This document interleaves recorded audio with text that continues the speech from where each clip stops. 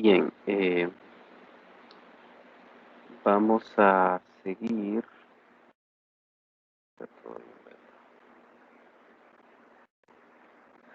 Vamos a seguir con el tema de producción de radionúclidos. Eh, pues uno de los importantes es la activación nuclear eh, usando neutrones. Por lo general, neutrones térmicos, ¿verdad? No neutrones con altas energías. Por ahí, ¿verdad? Hay un problema en la guía capítulo 9, si ya la hicieron, eh, que está orientado a esto, a la producción de radionúclidos con neutrones. Entonces, pues es bombardear un núcleo padre para que el núcleo padre los neutrones y, bueno, cambie la, la especie nucleica, ¿verdad? Que sería un nucleido distinto, ¿verdad? Siempre la misma especie química, porque solo van a ser neutrones, pero un nucleido distinto. Y entonces, pues, por lo general, a lo sumo, bueno, en algunos casos es necesario no para llegar a este caso en donde el núcleo hijo tiene cierto tipo de inestabilidad y decae mediante la emisión de una en un núcleo nieto. Entonces, hay casos en donde con la absorción de un único neutrón es posible eh, tener esta cadena, pero a veces no es así, sino que es necesario bombardearlo para ir enriqueciendo el núcleo con neutrones, incluso a veces hasta 3, 4 nucleones más, 5 nucleones, ¿verdad? Así que eh, en ese sentido, la cadena se complejizaría un poco más.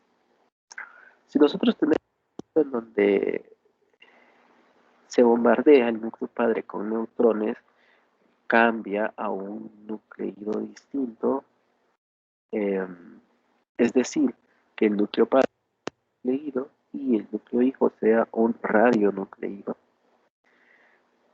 Entonces, este núcleo hijo puede decaer mediante alguna forma, algún modo, a un núcleo nieto. Entonces, para esto se suelen analizar tipos de análisis. Uno es el escenario en donde tenemos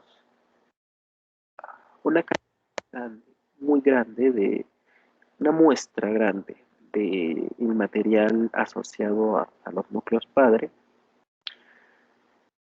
en donde es posible asumir que el número de núcleos padre es infinito,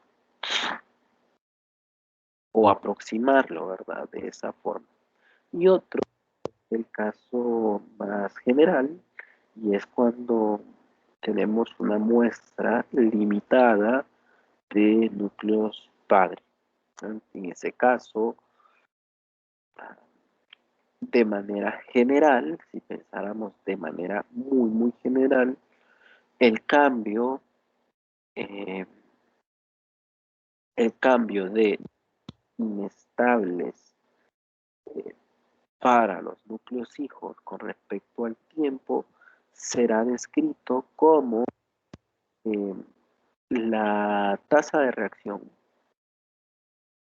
para el bombardeo de neutrones en los núcleos padre y menos el proceso de decaimiento del núcleo hijo.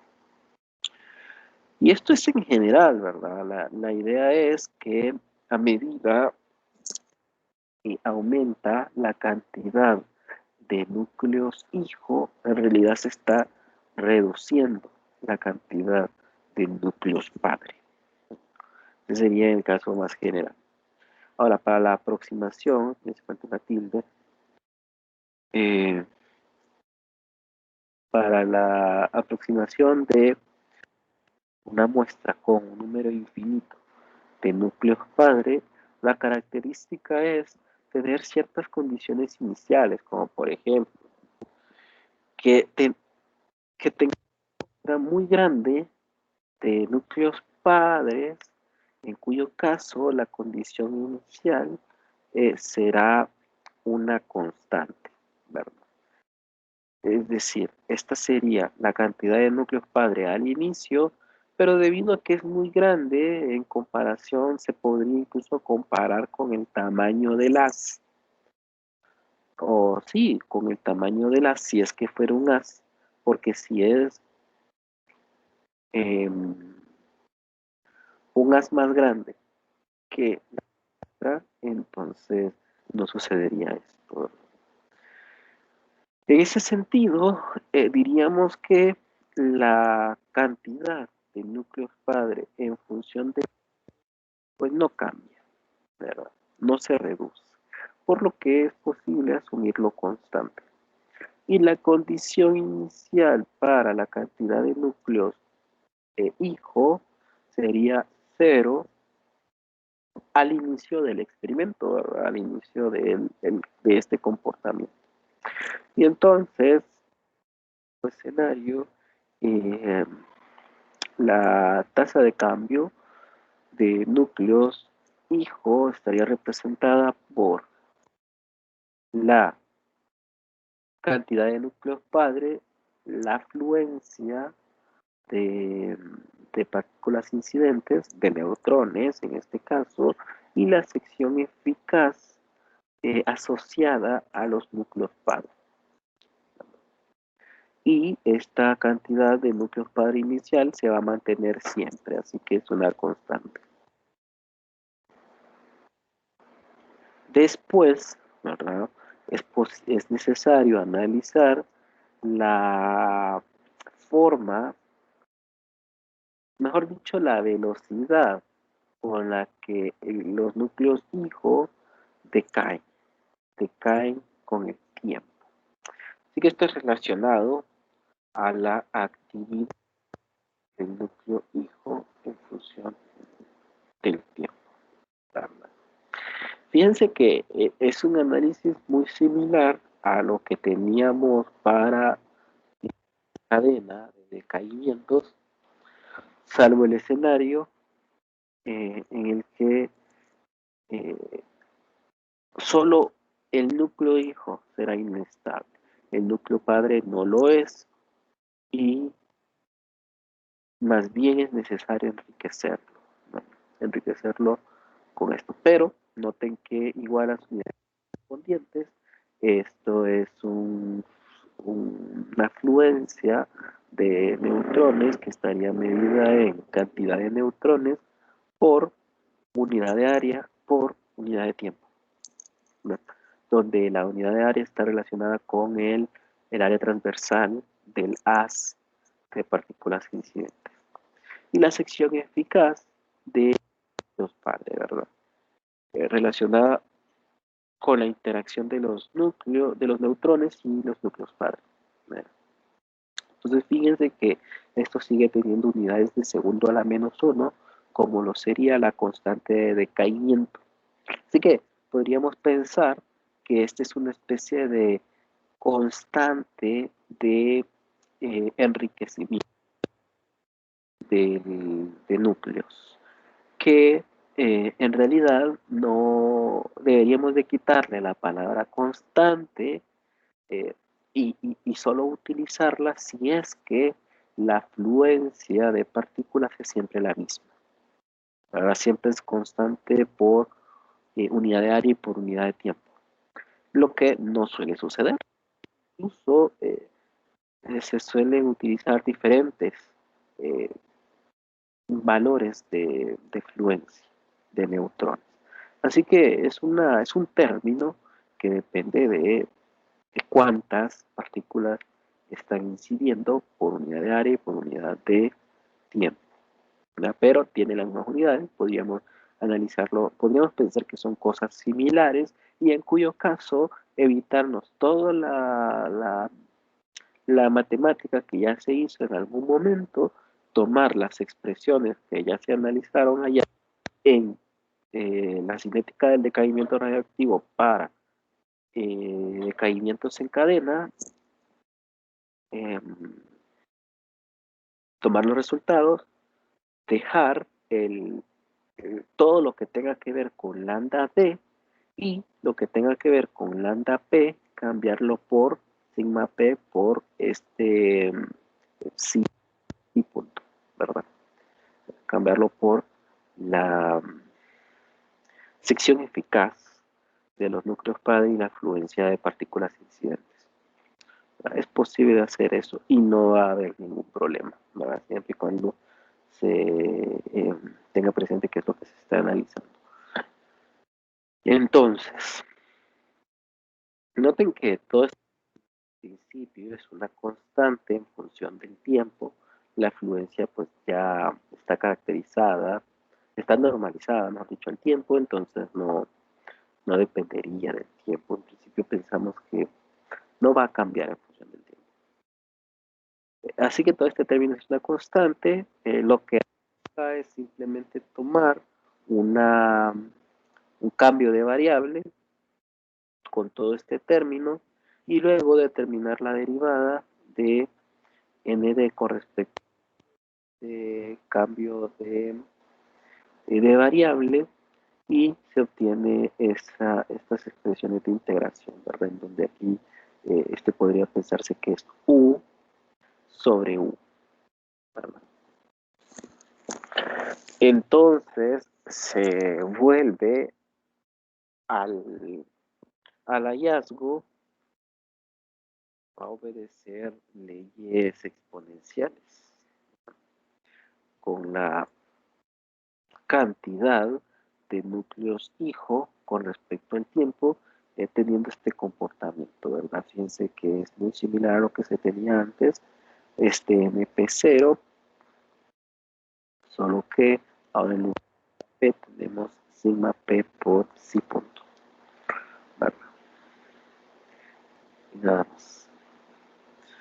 Lo que nosotros estamos viendo es que debe de haber algo también, es posible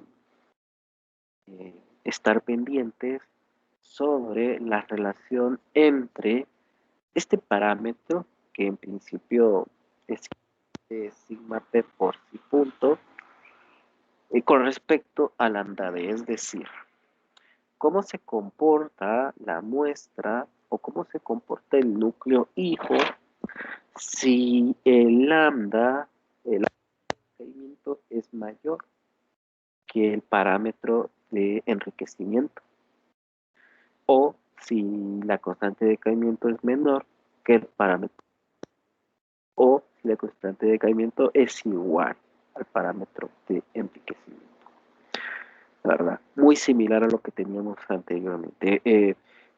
En este escenario, pues ya viendo también las conclusiones de la cinética del decaimiento, deberíamos de pensar lo mejor es tener una constante de decaimiento pequeña en comparación al parámetro de enriquecimiento, porque así tendríamos un periodo de semidesintegración grande. Así que es mucho más fácil eh, poder tener el núcleo deseado en una menor cantidad de tiempo. porque la constante de decaimiento será pequeña. O sea, será lento la tasa de decaimiento. Bueno, pero a esto vamos. Lo siguiente es que lo importante no es, o sea, sí, es la cantidad de núcleos inestables, porque en realidad con con la cantidad podemos predecir cuánto nos puede durar esta fuente o este elemento, o qué tan útil puede llegar a ser, ¿verdad? Determinadas aplicaciones. Y eso va de la mano con la actividad de el núcleo hijo. En ese sentido, entonces simplemente es multiplicar lambda d por nd y listo, ¿verdad? Tenemos algo como de esta forma, en donde hacemos, o sea, se hace la anotación de que este término de acá es lo que tiene la unidad de actividad, precisamente, ¿verdad? Y a eso se le debe como actividad de saturación del núcleo hijo. Diríamos que es la actividad máxima a la que está un núcleo hijo en condiciones ideales. ¿Verdad? Así que es posible predecir una actividad máxima en un escenario ideal. Pues, ¿cuál sería el escenario ideal? El escenario ideal sería cuando lambda d tiende a cero, ¿verdad? Cuando lambda d tiende a cero, eh, es cuando tendríamos un, una constante, un periodo de semidesintegración muy grande, ¿verdad? O diríamos que los núcleos casi no decaen, entonces es posible llegar, que el envejecimiento llegue a esa actividad de saturación. De cualquier manera, eso pues no es tan útil, ¿verdad? Porque en realidad enriqueciendo un núcleo padre para tener otro núcleo, digamos, estable o casi estable. Así que para las actividades, eso no sería muy útil, ¿verdad? Entonces es necesario que el núcleo hijo decaiga de alguna forma eh, para poder ser utilizado, para utilizar esa energía después. Así que no se suele alcanzar esta actividad de saturación, pero se puede evaluar bajo los parámetros comparativos de lambda d y este sigma p por la fluencia eh, para poder alcanzar, si se quiere, la máxima actividad posible. Entonces, a ver qué hay acá. Es posible eh, determinar una relación de la primera derivada con respecto al tiempo eh, y definir un parámetro que se llama el de radioactivación, ¿verdad? O un ritmo de radioactivación. Esto nos estaría dando la tasa de cambio eh, instantánea de núcleos padre a núcleos hijo, ¿verdad? O la tasa de captura de neutrones en este caso. Pues por lo general suele describirse para t igual 0, pues, bueno, porque lo que se pretende es que se tenga un parámetro comparativo en donde eh, la tasa de reacción alta sea lo más alta posible para alcanzar los requerimientos del núcleo hijo en menor tiempo. Bueno, de comience la activación, es que se puede predecir si esto hay que esperar mucho tiempo o poco tiempo, ¿verdad? Entonces, ese gen de activación en realidad puede calcularse para no solo para t igual 0, pero es útil para t igual 0 por lo que les menciono, ¿verdad? En principio, lo que se quiere es tener una tasa de reacción para que se haga todo rápido, cosa que es difícil de lograr. Entonces, esa primera derivada nos devolvería el lambda d que está acá, ¿verdad? Y luego evaluado en 0, el problema. Bueno, tendríamos estos parámetros constantes y notar, básicamente es tener lambda d por la actividad de saturación o la saturación respecto a el tiempo de vida media o vida promedio del núcleo hijo. El tiempo de vida promedio del núcleo hijo. En este caso es que pues si uno tiene una actividad de saturación de un tipo, ¿verdad? Que puede ser medida de esta forma, y se quiere un núcleo hijo con determinadas características de vida promedio, entonces es necesario ajustar el gen o la cantidad de iones en la activación o en la radioactivación para lograrlo. Bueno, esto se va ajustando al unísono, no es algo que por lo general si cambiamos uno, ya automáticamente tenemos el núcleo hijo como nosotros queremos que se comporte, ¿verdad? En realidad conlleva un poco más de cosas, ¿verdad? Y tiene sus límites. Entonces, esto que está escrito acá, ¿verdad?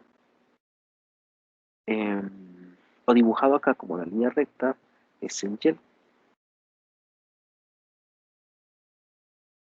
que va a ser igual a la actividad de saturación sobre el tiempo de vida promedio del núcleo hijo. Entonces, ¿qué estamos diciendo? Que bueno, nosotros tenemos una eh, función de la actividad de saturación como una función del Y y el, y el tiempo de vida promedio. Entonces, donde intercepte el Y, que es la pendiente, y el valor de saturación, ¿verdad? En ese punto tendremos el valor de vida promedio, el tiempo de vida promedio del núcleo hijo. Por lo demás, ¿verdad? Es que con esta tasa de reacción comienza, pero no termina con ella, ¿verdad? A medida aumenta el tiempo, esta actividad normalizada a la actividad de saturación. Entonces, a medida aumenta el tiempo, eh,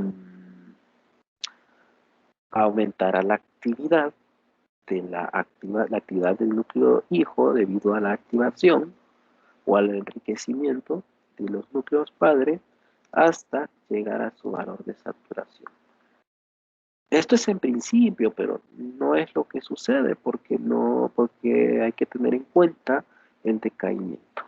Entonces, pues aquí simplemente está siendo evaluado en unidades del periodo de semidesintegración.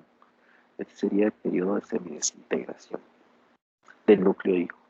Entonces, bueno, en un periodo de semidesintegración desintegración, tendríamos la mitad de la actividad.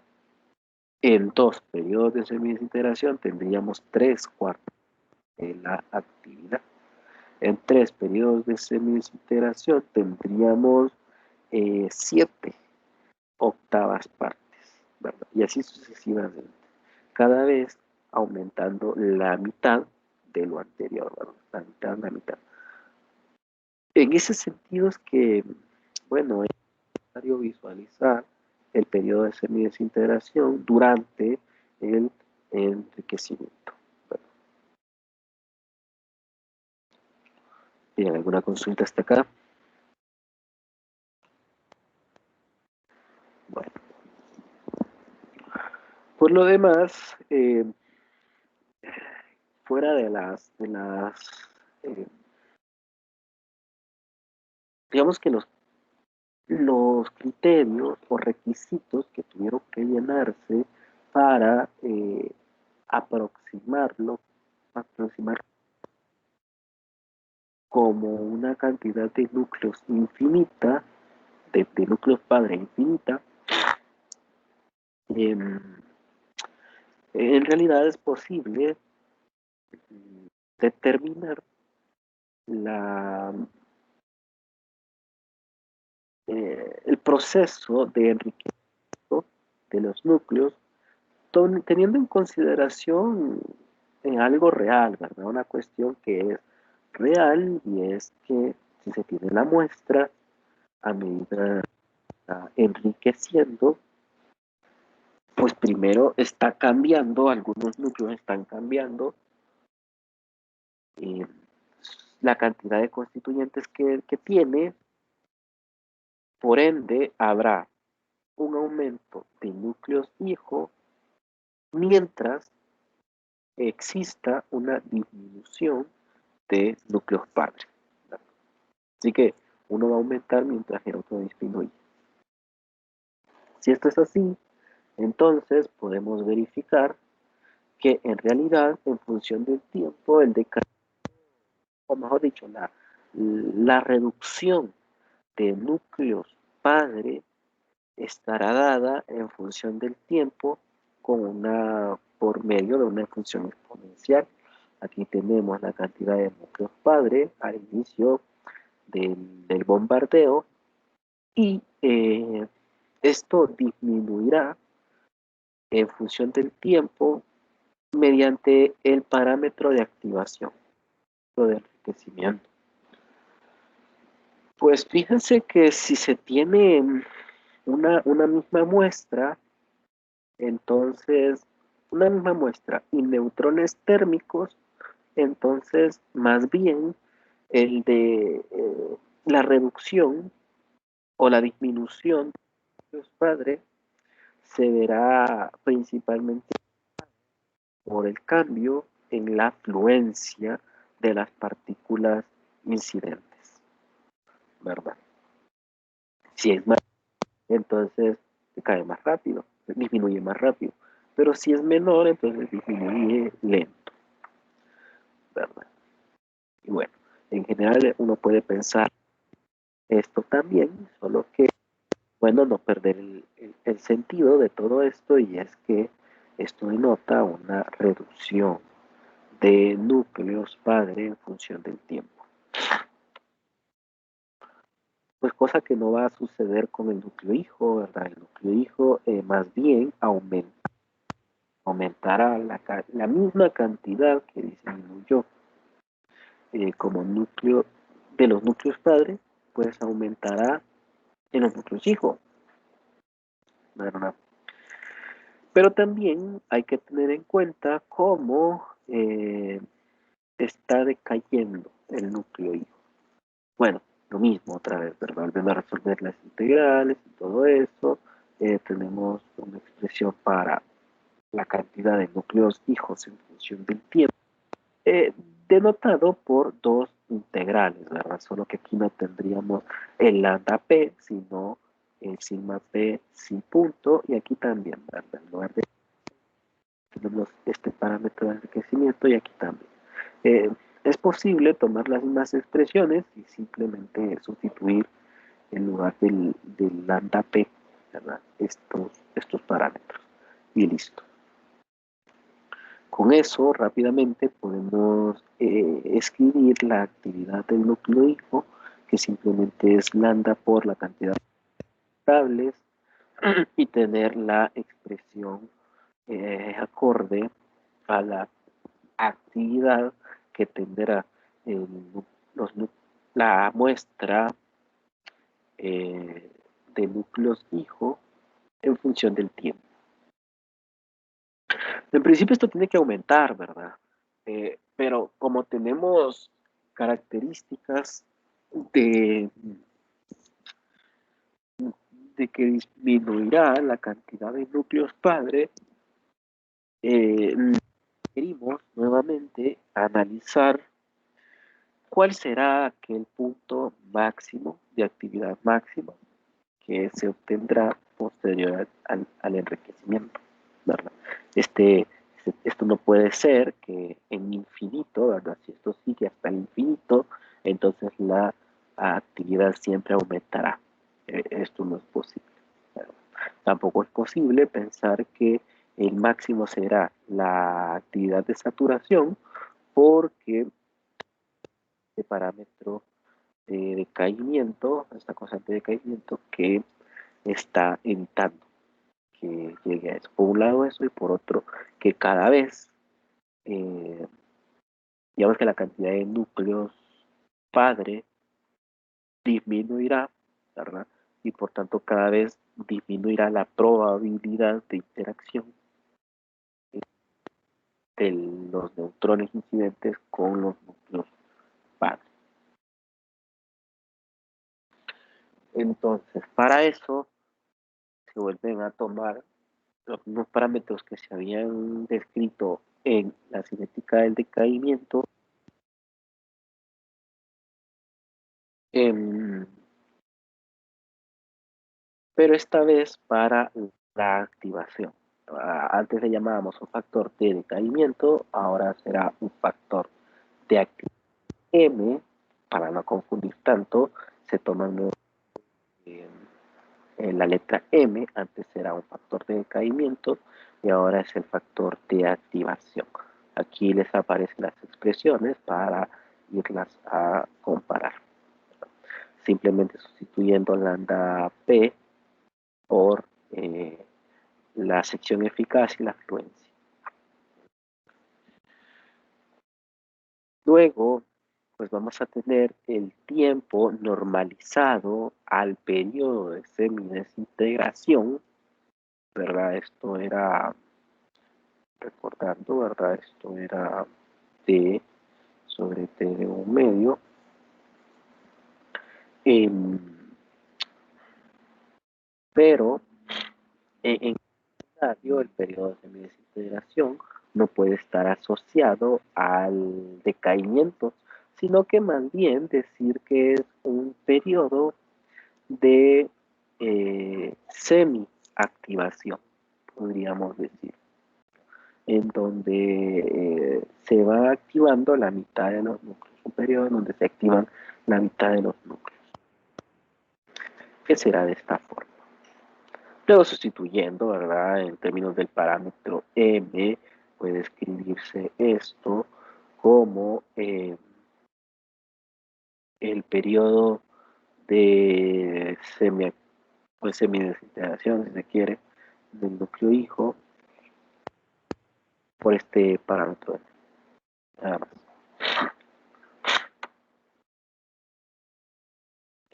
Luego, en el tercer escenario, pues ya es necesario ir escribiendo más variables y está el parámetro y, ¿verdad? Y que antes lo teníamos para el padre, pues acá será descrito como la cantidad de núcleos existentes de la muestra de núcleos padre, ¿verdad? La cantidad de núcleos padre existentes en el tiempo normalizado a la cantidad de núcleos padre iniciales o total. Entonces, esto simplemente es la probabilidad, ¿verdad? Una probabilidad, un exponencial de, eh, eh, podríamos decir, la asociada a la interacción de los neutrones incidentes con los núcleos padre, que bueno, esto va a disminuir a medida aumente el tiempo, porque disminuye la cantidad de núcleos padre. Esto se complejiza todavía más si se toma en consideración un tiempo no característico, ¿verdad? Sino un tiempo eh, definido,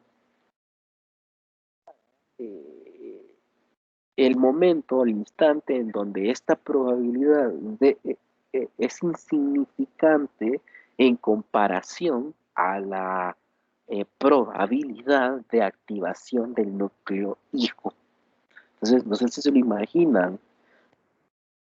Si estamos bombardeando con neutrones un núcleo padre, una cantidad de núcleos padre, esta cantidad de núcleos padre va a disminuir, pero la muestra es la misma, sigue siendo la misma cantidad. Entonces, sucede que lo que disminuyó ahora se transformó en núcleos hijo. Entonces, nos da el indicio que en la sección eficaz ahora del núcleo hijo es la probabilidad de interacción con el núcleo padre va a ser insignificante comparado con la probabilidad de interacción con los núcleos hijos. Entonces, más bien como que nos estaríamos pasando, ¿verdad? Estaríamos eh, activando el núcleo hijo, ¿verdad? Ah, enriqueciendo el núcleo hijo, no solo el núcleo padre. Entonces podemos pensar, dependiendo, ¿verdad? De algunas ecuaciones en donde se analice conjuntamente la activación de los núcleos padre y cuando ya eh, va teniendo núcleos hijo, también comenzar a analizar la activación de los núcleos hijo, ¿verdad? Al final tendríamos una muestra de todo, ¿verdad? Que tendría de todo, activación del, perdón, núcleos padre, núcleos hijo, eh, núcleos nietos, si fuese el caso del decaimiento, y también otra especie de núcleos nietos, pero debido al enriquecimiento de los núcleos hijos, ¿verdad? Así que esta cadena de acá ya no sería así de simple, ¿verdad? Sino que habría otra más por enriquecimiento de núcleos hijos, ¿verdad? Entonces, todo esto nos lleva a tener cosas cada vez más complejas. En fin.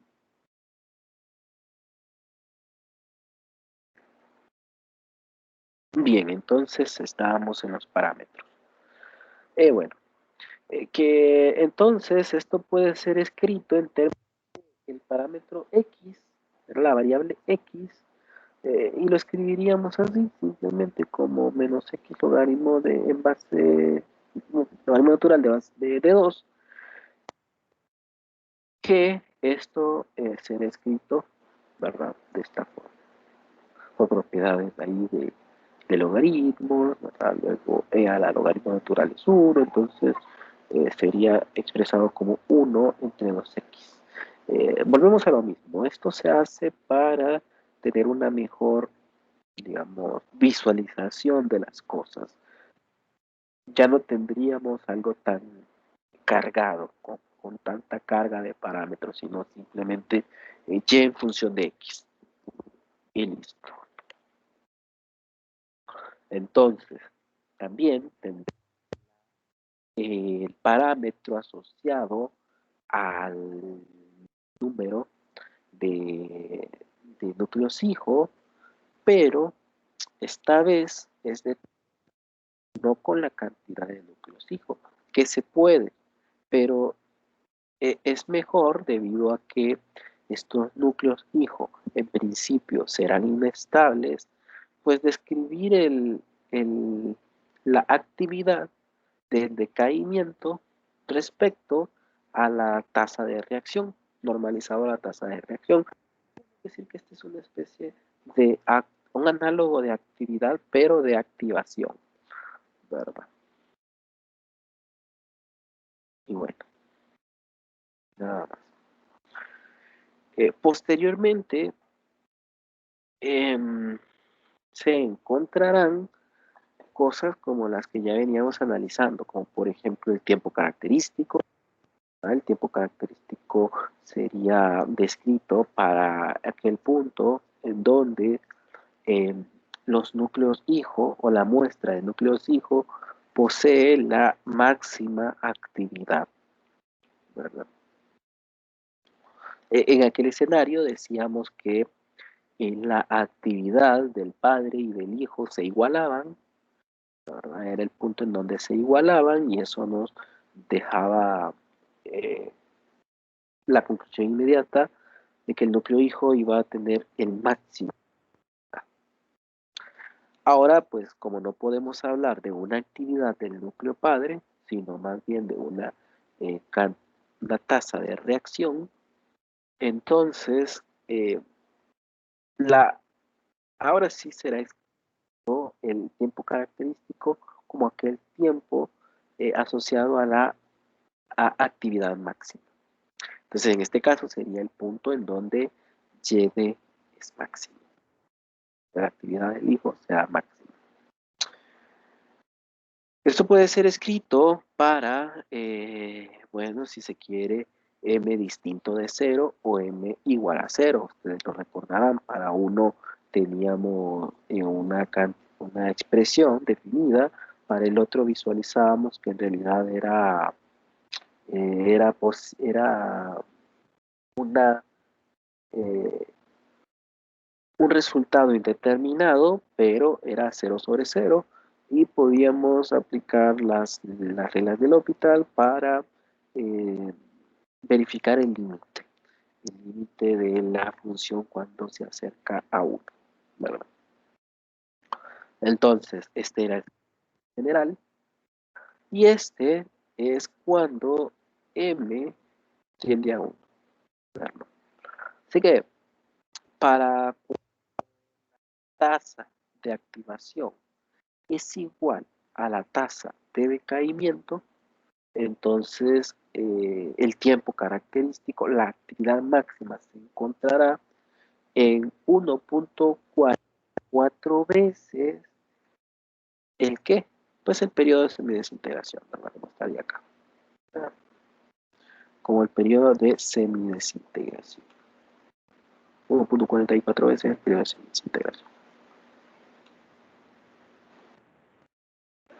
Eh, Entonces, el máximo punto es simplemente eh, evaluar la, ya sea para YD o para YP, ¿no? Porque en ese punto también van a ser iguales, en este caso lo hacen para YP, evaluar el tiempo característico, que es el X máximo. Al evaluarlo, pues se tiene una expresión como esta, que puede ser eh, eh, digamos que acomodada por propiedades de logaritmos y todo lo demás, y entonces tener una expresión de este tipo. O, ¿verdad? Si se quiere, como es, tenemos diversas. Y para m igual a 1, ¿verdad? Simplemente es evaluar en 1.44, en x igual a 1.44, que nos dé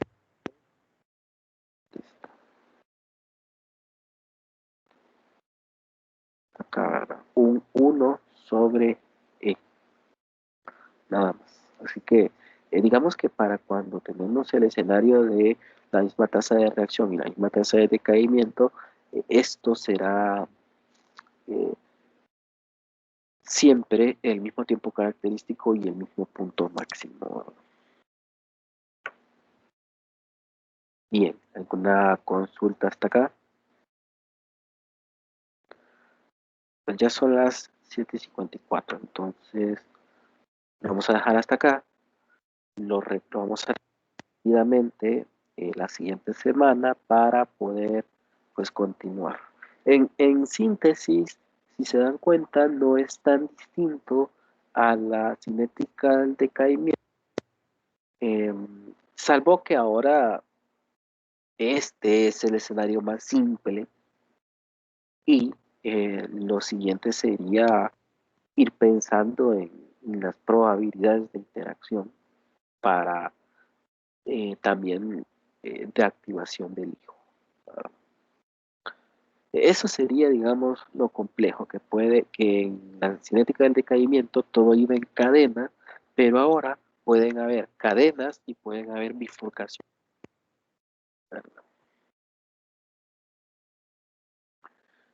Bien, si no hay consultas, no hay preguntas, entonces pasen feliz noche y feliz fin de semana. Ahí les mandé que se conecten, ¿verdad? Una imagen sobre unas charlas que van a ver el sábado. Si les interesa, mírenlas. Yo las voy a ver porque a mí sí me interesa. Mamá, es como para ir familiarizando con algunos términos clínicos, ¿verdad? Pues que vayan sirviendo de preparación por si quieren realizar ya sea horas de práctica o pasantías en clínica y tales. Pero en fin, nada más. Bueno, entonces pase feliz noche. Buenas noches. Buenas noches.